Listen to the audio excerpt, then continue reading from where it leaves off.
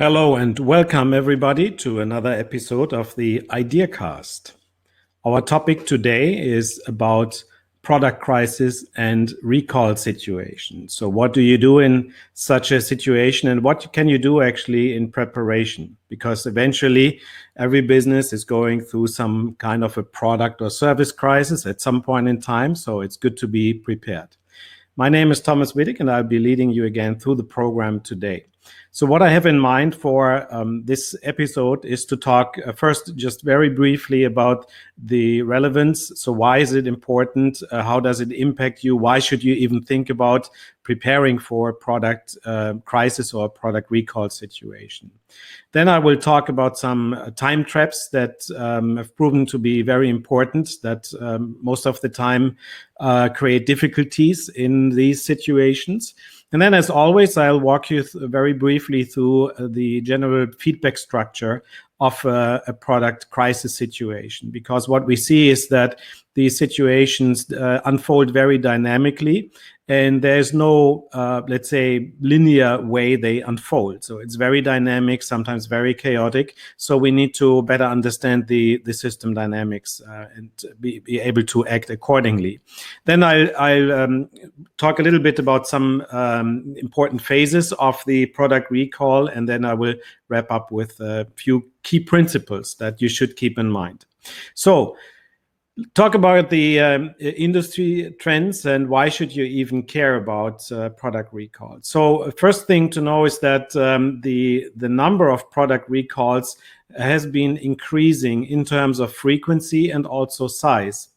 And size not only in the number of people who are impacted, but also in the financial sense. So there's a lot to say about that. So there are some recalls which generated billions of damages and cost altogether, and that's of course an important topic also for insurance, for example.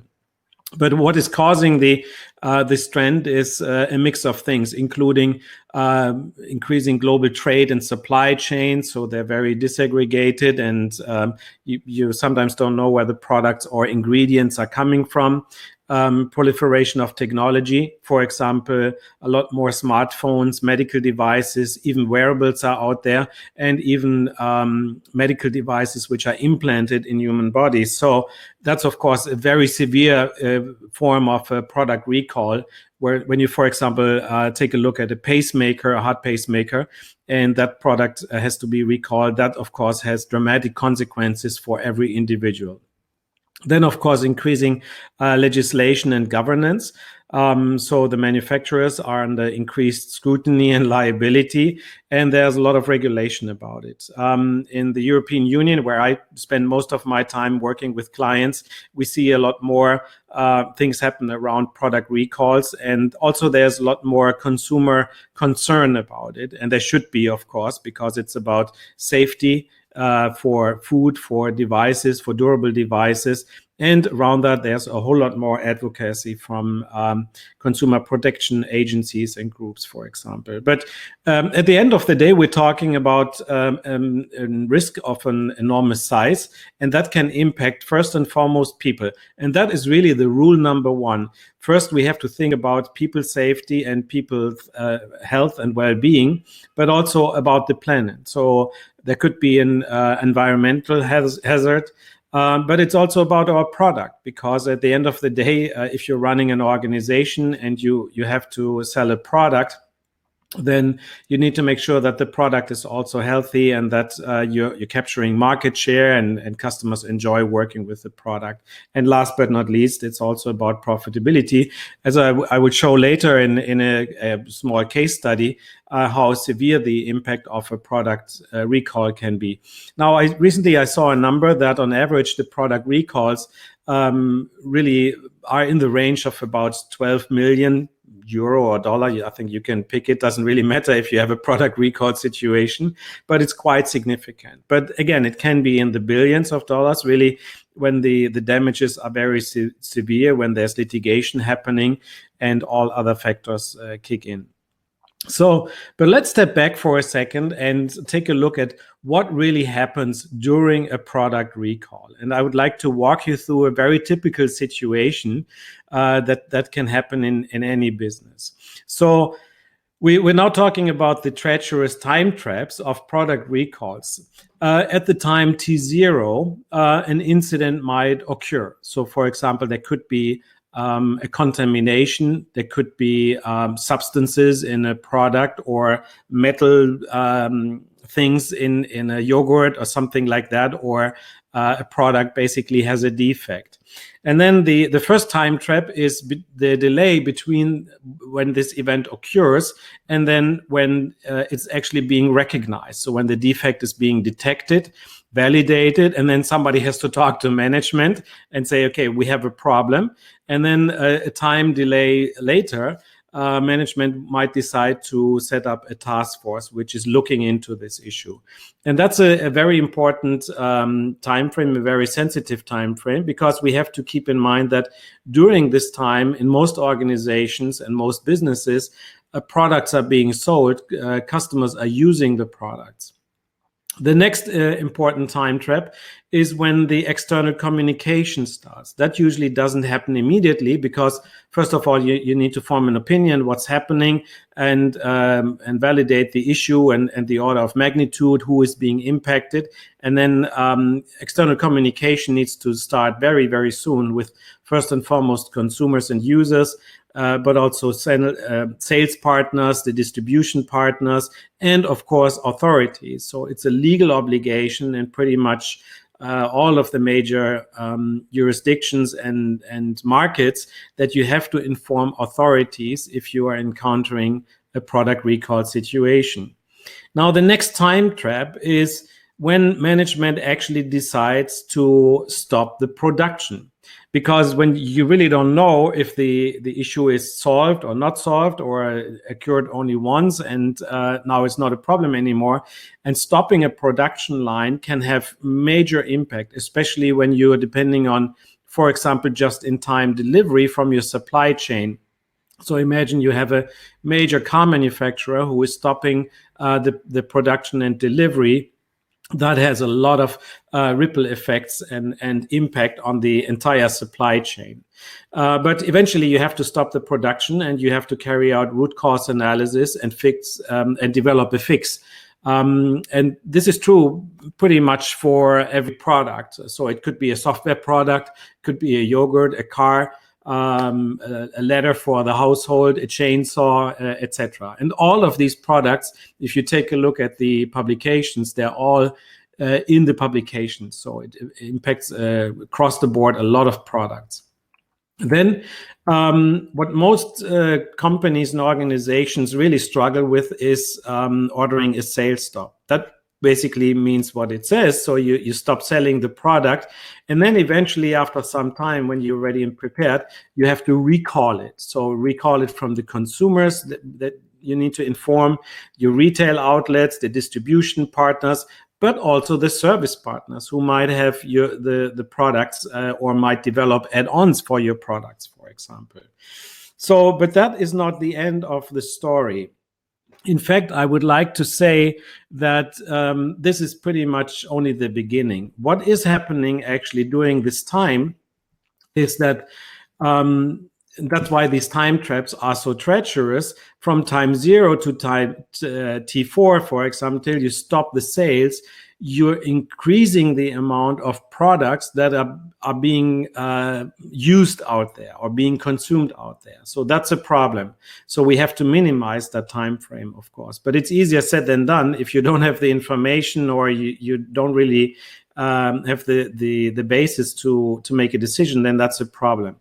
Then the other two issues are damages. So some products, some uses of products lead to damages, and that's of course a problem. And damages lead to injuries, and injuries again lead to litigation and lawsuits, etc. And the third storm that is hitting you is usually the public outcry. And what happens here is that it happens very quickly. sometimes through the social media, it's being amplified very dramatically. So in a short period of time, then even when you don't know and you don't have all the facts together, the public outcry is increasing dramatically. And then you have a massive e-storm out there. So, and that can take on a long period of time. Usually what happens is this upswing in the public reaction happens very quickly, but then the public memory fades very slowly. Now, that is only the beginning, really, of the product recall. But this is a very sensitive period, and you have a crisis situation. The question is now what to do. And what I have seen in some cases is a very interesting set of management expectations. So you have, imagine you have the board or the managing director and the team sitting in the room, and then the discussion goes something like this. Okay, the first thing that people would like to do is to really get rid of this thing, get rid of this problem as quickly as they can. So how can we get out of this situation immediately? That's what people want, and they want to throw resources at this, whatever it takes, and get rid of it within a matter of days and or weeks, maybe, for example. Then the next question is, okay, when is it over? Because that's the time frame when you can start of course, going to the public again. And the CFO might ask, okay, what does it cost us to resolve this problem? And sales wants to know when you can start selling again, because they, of course, want to drive product sales. But probably the worst question of all is the question, who was it? So that's when you notice and you realize you're in a room of probably managers and not leaders, because leaders always ask first, what is the problem and what do we have to do about it? And the manager first asked, who was it? So, and that is, of course, not very helpful, because if you then find out it's the production manager and it's the only person that really has a knowledge how to fix the issue, then you haven't really achieved anything if you let that person go. Now, the real problem is really that people in almost every case really underestimate how long it takes. So as quickly as the product recall is happening, and you have a huge number of problem cases out there in your customer base, and then first of all, it goes really slowly normally in most cases until the products are being returned or recalled, because you have several factors, which we will talk about in a moment here. But also you have a lot of cases out there. So the cases go on. You might have some litigation cases that might be settled. You might have some that hit you very late in a phase, and that is all coming together. So it's an emotionally very stressful situation for everybody involved. But also the public opinion is only fading away very quickly. And then if you have let's say a relapse here, somewhere here that you see on this chart, where let's say you think you have solved the problem, but it really didn't address the root cause, and the problem occurs again, even if it's in a small number of products and customers, that again can really take an upswing again in the public outcry. And this is what I call probably the most important time trap of all. That's the time trap number 6, between when the recall actually happens and starts and when you can say, okay, the recall is over. And there are different criteria that you can apply. That's actually a topic of another episode. But the question is always, what can you do about it? So how can you minimize this very stressful situation here? Now, the aggravating factors that I talked beforehand. So first of all, we have to realize that a product recall is a very complex, it's not a linear situation that unfolds linearly. It's very complex, and you see a lot of complex dynamics there. So the key things that really make this even worse are delays of information, or also material delays until you get the products back, for example, that assume somebody is claiming they have a product which has a defect, somebody was injured, and they keep the product, but you need to find out what is wrong with the product. So that could be a material delay. But also there are feedback loops. So, for example, in the sense of the e-storm that you might encounter, the public opinion that you have to manage. So there is a word of mouth feedback loop in play that actually generates an hyper exponential spreading of your message. In this case, not such a favorable news. But there are also other feedback loops which we'll cover in this talk and some upcoming talks. And of course, as a manager, you have to form an opinion. So you have to make assumptions. For example, how many products are out there? How long will it take to repair them? What is our risk exposure? How likely is that somebody gets injured? What is our risk and exposure to litigation? So, and what is the cost situation, for example? A product recall can be very costly and impact the profit margin of an organization dramatically. And so you need to form some forecasts and some opinions. And all of these things taken together can create domino effects. So, for example, if you think that you have to deal with a product recall issue that is over in a week, but then you figure out it's a much more severe situation, takes more time to repair, or the channel is not responding and you still have products out there in the hands of consumers using the product, leading to injuries, that's when really the situation becomes very dramatic. Now, where's really the risk in this whole thing here? So if we take a look at the feedback structure, first of all, we will have customers using the product. So they come somehow through the marketing and sales funnel to them. And from there, they arrived in the marketing funnel from a supply chain, from a production facility. And the customers who have a product are not necessarily in danger, but those who are actively using the product. So, for example, taking a medication they shouldn't take, or using a product, eating a food item that has a contamination. That's what we call them, the active users.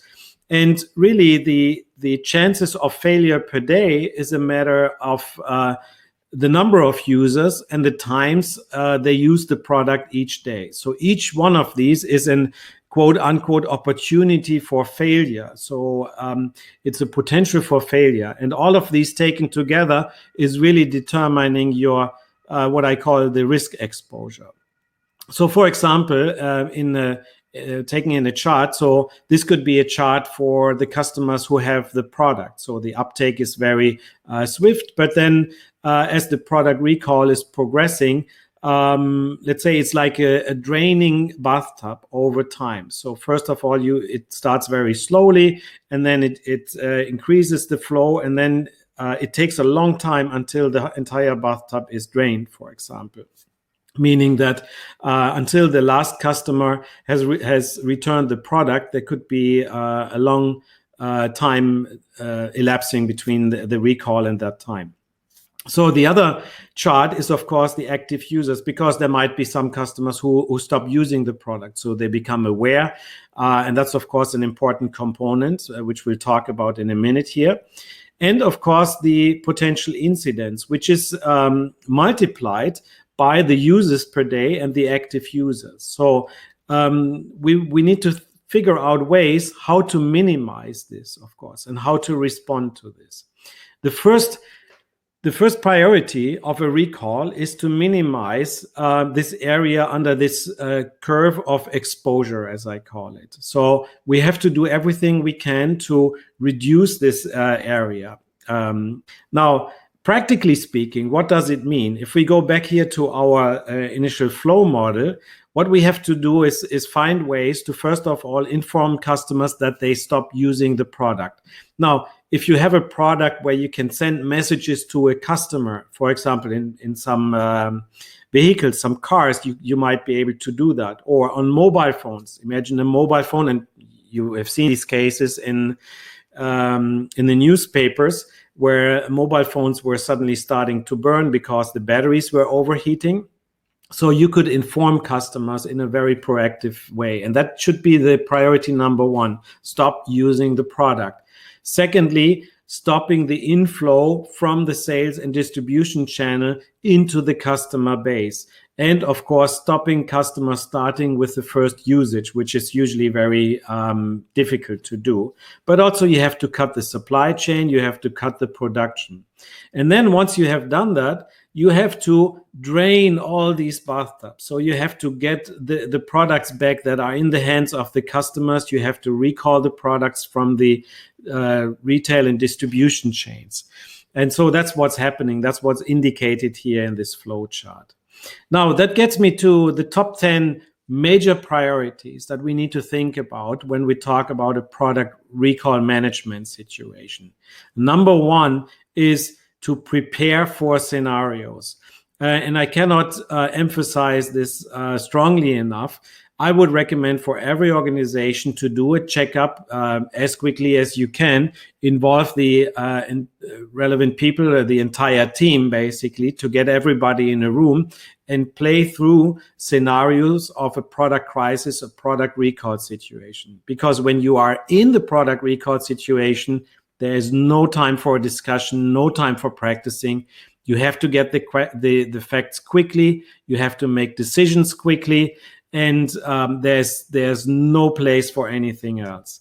Number two, traceability of the products. Big buzzwords right now. Make sure that you can trace your products back so that you know who is using the product, where is the given product, what is the version and the lot number of the product. So you can track it down, trace it down, and then recall the products and narrow down your efforts, because you really want to focus your attention, your resources, and everything, and your communication predominantly also, on those customers who have the product in question.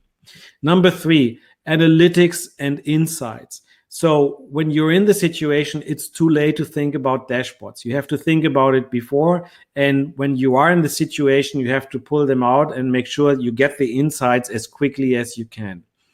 The next priority, number four, assign a task force. So this is usually composed out of a cross-functional team. So make sure that you have everybody on the task force. A task force is a team, an action team that is managing the situation. Make sure you have the situation manager assigned, and that team needs to probably do nothing else than managing the situation for the time being. Then once you are in the recall situation, the priority is users first. Always think about the users first, nothing else, not about profitability or reputation or whatever it is. Actually, thinking about and acting on behalf of the users first is actually the best way also to deal with your reputation problem. The next priority, stop the bleeding into the market. So make sure that you retract the products, you withdraw the products as quickly as you can, but you also make sure that you stop the inflow of defect products or contaminated products into the marketplace. The next priority, fix the root cause. There's nothing worse than communicating a fix for a product, or let's say a new product version, and then a day or week or a month later you found out that it didn't really work. That is making the whole situation worse. Next one, transparent communication is key. Now, that doesn't mean that you need to let's say, talk immediately about something where you don't have the facts. So you need to gather the facts very quickly, but then you need to go out and be very transparent. What happens? Why did it occur? How does it impact people? Who is impacted? What are the consequences? Where can people return the products? What is happening to their products, etc.? And then finally, learn and adapt. So once you have gone through such a severe crisis, it's important to do a debriefing, an after action feedback session, and a whole audit, and figure out what can we learn for our processes, for our organizational capabilities, for communication, for our quality assurance approach, and so on. And then you have to, of course, manage the response scenarios. As we've seen from the previous charts, the response scenario can take on for a very long period of time. So make sure that you're not letting it disappear on your agenda. Make sure you manage through until the last issue is really resolved, or until your, let's say, criteria are met when you would say the product recall is over. Now, a few words about the financial impact. Now, when you think about the product recall, there are a lot of areas that are being involved in your organization. So on the revenue side, you have to consider that you have to stop sales eventually. So that has an impact on your revenue side. You may even have an impact with revenue recognition according to the general accepted council principles. So that's something to keep in mind. Of course, when you stop sales and you have to, let's say, rework your product, you're missing out opportunities. And of course, you might have to pay back customers. So who have bought your product, who are returning the product, you have to give the money back. If you don't, and the customers have to fight for it, you will probably see some more court cases. Then on the cost side, you will see a cost for damages, cost for R&D, cost for litigation, of course, when you have to be prepared to pay fines, which are, of course, imposed by a court, and the cost of operations, which are comprised of your service cost, for example, your marketing cost, project management, and logistic cost, basically meaning getting the products back in the boxes, on the pallets, in the warehouse, and everything related to that. Now, when I'm saying service, that means that you probably need to answer people's inquiries.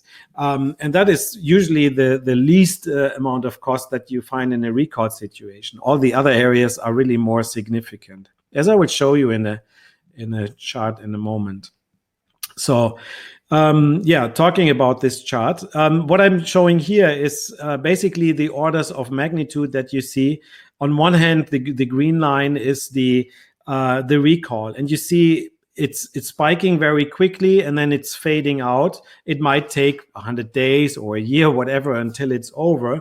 But the entire recall, with all these repercussions and settling all the litigation cases and making sure that the damages are being repaired, that can take on a much, much longer time. And that's what people always underestimate. So the cost impact can be very severe.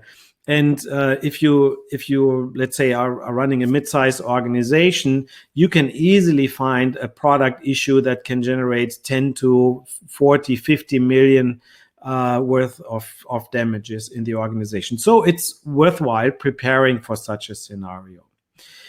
Now, to wrap it up, in a recall situation, we have to think about readiness. We have to be responsive.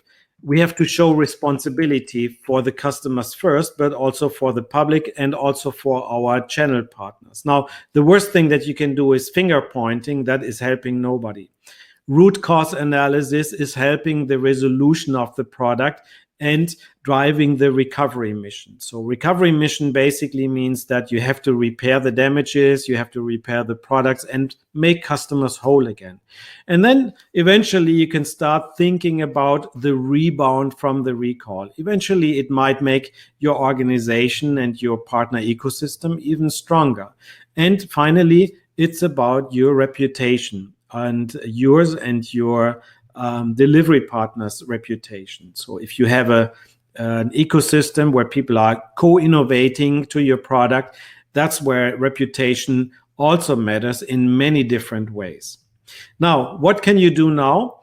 As I mentioned at the beginning, I would always recommend doing a checkup first. So figuring out how prepared are you?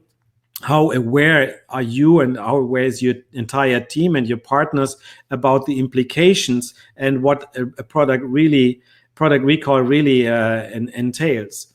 Then I would recommend to do business simulations, scenario simulations, and also that can involve the role play. I like to use dynamic simulations for that, so that people have a common learning experience. And so they really understand and they have a common mental model about once they are in a product recall situation, what does it take to resolve the issue and to recover everything? Then I would suggest to stress test your system in a real life simulation. And then, of course, take the learning from that and optimize your product processes and analytics. So I hope you find some interesting aspects and some ideas in this episode. There's more to say about that. It will certainly be not the last time we will speak about this topic, and I have a couple of more very specific and pragmatic things to show that I can support also with some cases or simulations. So watch out for the next episodes. Until then, stay connected. So here you see our social channels. Make sure you sign up for the YouTube channel so you're getting automatic information about the upcoming topics. And as always, I wish you all the best and good luck with your products. And eventually, if you are in a product recall situation, I wish that you manage it well and that you preserve customer safety and your reputation as well. Good luck.